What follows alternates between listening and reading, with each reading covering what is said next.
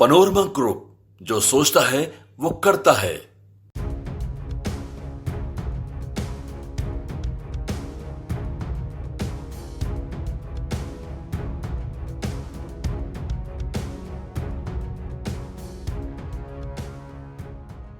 बिहार के सियासी गलियारे में राजनीतिक हलचल तेज हो गई है और वो भी ऐसे समय में जब विधानसभा चुनाव को लेकर अब महज 3 से 4 महीने का वक्त बाकी है।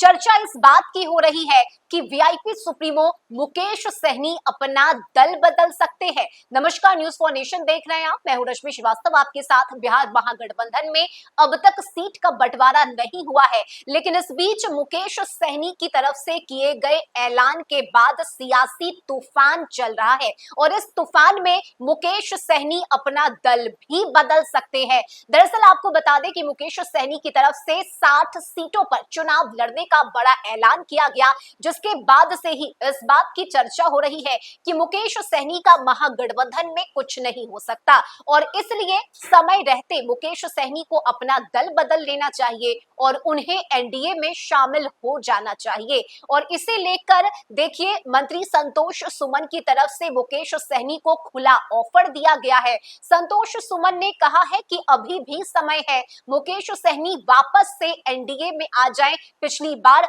हम सब साथ मिलकर चुनाव लड़े थे और इस बार भी मुकेश सहनी को एनडीए में सम्मानजनक सीटें दी जाएगी। यानी जहां एक तरफ महागठबंधन में इस वक्त सीटों को लेकर संग्राम छिड़ा हुआ है, तो वहीं दूसरी तरफ मुकेश सहनी इस वक्त चर्चा का केंद्र बने हुए हैं। मुकेश सहनी के पार्टी के नेताओं का यह भी दावा है कि इस बार महागठबंधन की अगर बिहार में जीत होती है तो तेजस्वी यादव मुख्यमंत्री जरूर बनेंगे, लेकिन मुकेश सहनी को डिप्टी सीएम भी बनाया जाएगा। और इन तमाम चर्चाओं के बीच फिलहाल महागठबंधन की टेंशन बढ़ती हुई नजर आ रही है।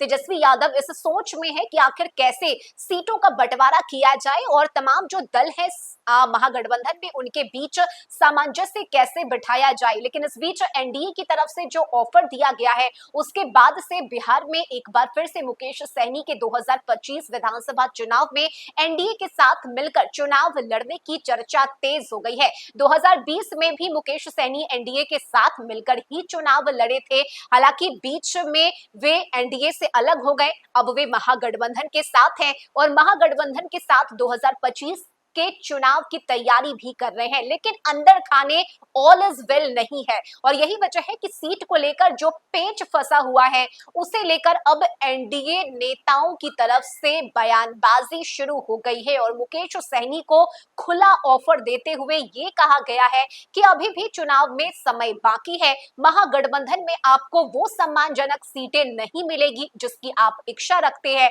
ऐसे में मुकेश सहनी को एनडीए में शामिल होने की बात कही गई है और ये बातें किसी और ने नहीं बल्कि संतोष सुमन की तरफ से कही गई है। उन्होंने बताया है कि 20 में हम सब मिलकर साथ में चुनाव लड़े थे, हमने जीता भी और इसी जीत को ध्यान में रखते हुए मुकेश सहनी को भी समय रहते अपना फैसला बदल लेना चाहिए। सन ऑफ मलाह के नाम से जाने जाने वाले मुकेश सहनी लगातार अपनी बातों को लेकर, अपनी बयानों को लेकर सुर्खियों में रहते हैं और जिस तरह से मुकेश सहनी चुनावी तैयारी में जुटे हुए हैं, उससे तो यही लग रहा है कि मुकेश सहनी कहीं से भी खुद को लगातार वे मजबूत करने की स्थिति में है, लेकिन ये भी है कि वे सीट कम करने की गुंजाइश नहीं रखते हैं। यानी कि लगातार वे तेजस्वी यादव के संपर्क में है, उनसे बातचीत कर रहे हैं ताकि ज्यादा से ज्यादा सीटें मुकेश सहनी के पाले में आ सके। लेकिन ये सोशल मीडिया पर किया गया पोस्ट जिसमें उन्होंने बताया